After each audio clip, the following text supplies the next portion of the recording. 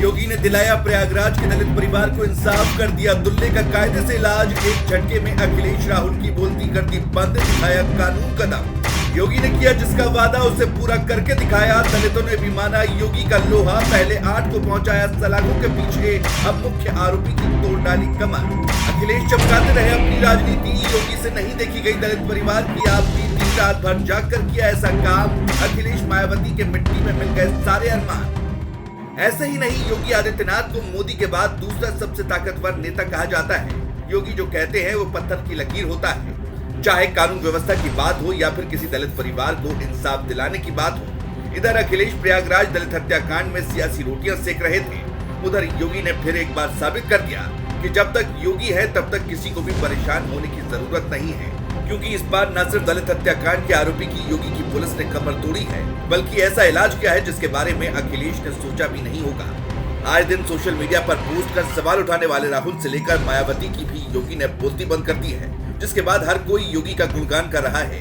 इतना ही नहीं, जिस दलित परिवार के नाम पर अखिलेश अपनी राजनीति दिन रात चमकाते रहे, उसी दलित परिवार के लिए योगी ने न दिन देखा न रात, दिन भर इस मामले में नजर बनाए रखे और अब परिवार को इंसाफ दिलाकर ही राहत की सांस ली, जिससे सियासी रोटियां सेकने वालों को मुंहतोड़ जवाब मिला है, जिसके बारे में आगे बताते हैं। लेकिन उससे पहले शॉर्ट में इस मामले को भी जानते हैं। दरअसल प्रयागराज के करछना थाना क्षेत्र के इसौटा गांव में एक साजिश रची गई थी, जहां 35 साल के देवी शंकर, जो मजदूरी कर अपने परिवार का भरण पोषण करते थे, उनको गेहूं का बोझ बांधने के बहाने घर से बुलाया गया।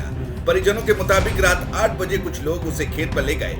इसके बाद वो लापता हो गए, जिसके बाद अगले दिन उनका अध जला शव एक बगीचे में मिला, जिसे देख इलाके में सनसनी फैल गई। इस दौरान शव को ठिकाने लगाकर सबूत मिटाने की भी कोशिश की गई, जिसके बाद ग्रामीणों का आक्रोश फूट पड़ा, बल्कि सियासतदानों ने भी इस पर सवाल उठाए। मगर जैसे ही पुलिस को सूचना मिली तो पुलिस और फॉरेंसिक टीम ने सबूत जुटाए और 10 नामजद लोगों के खिलाफ केस दर्ज किया था। फिर ऐसे एक्शन की शुरुआत हुई जिसे देख विपक्ष की भी आंखें फटी रह गईं, क्योंकि योगी तक जैसे ही मामला पहुंचा तो उनसे रहा नहीं गया और उन्होंने परिवार को इंसाफ दिलाने के लिए बड़े बड़े अधिकारियों से फोन पर बात की, जिसके बाद धड़ाधड़ एक्शन हुए और पुलिस ने ताबड़तोड़ कार्रवाई करते हुए 24 घंटे के अंदर 6 आरोपियों को हिरासत में ले लिया।